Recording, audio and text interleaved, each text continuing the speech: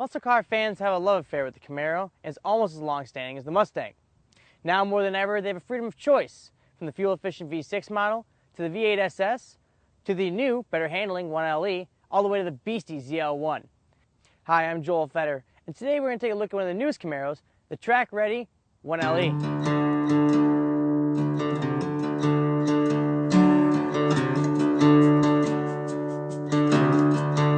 Alright, we know what you're interested in, powertrain details.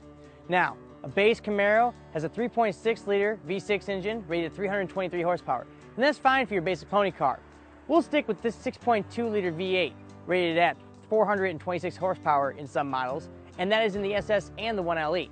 Now, need even more power? You can go to the supercharged 6.2-liter V8, and that's in the ZL1 rated at 580 horsepower.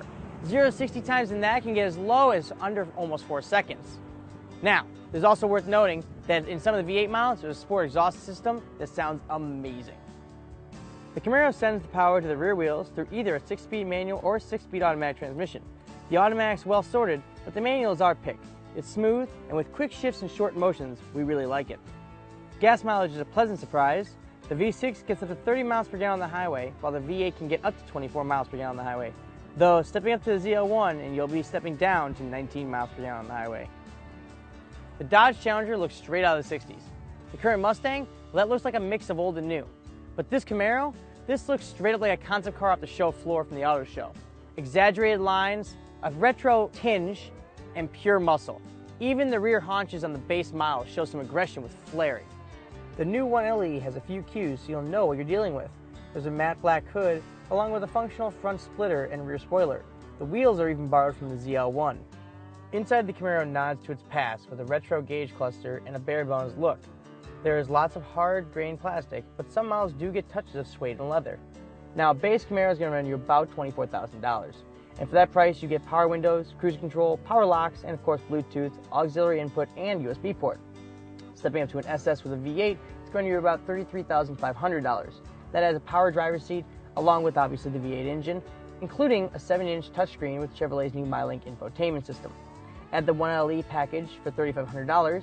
You'll end up with a flat-bottom steering wheel, track-tuned suspension, dual-mode exhaust, and ZL1 wheels.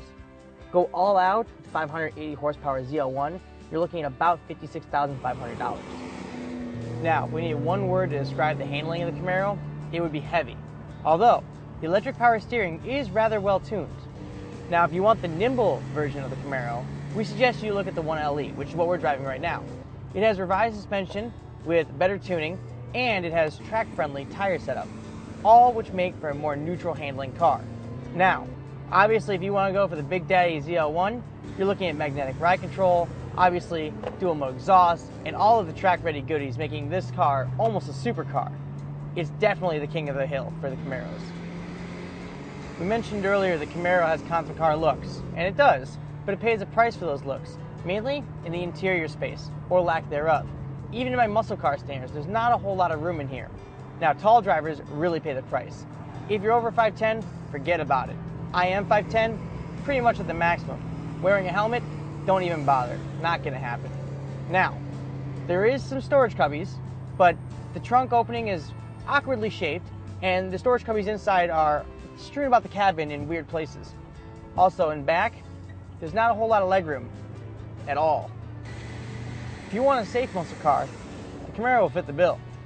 NHTSA gave it 5 stars, and that's pretty good for a sporty car. We would tell you what the IHS rated it, but they haven't. It's got all the usual safety equipment you would find in a car, airbags, stability control.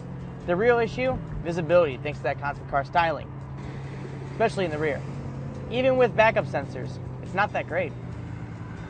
So what's the bottom line with the 2013 Chevrolet Camaro? Well, it's no longer a muscle car with a one-track mind. You can get it to be a great handling car, and it can be fuel efficient.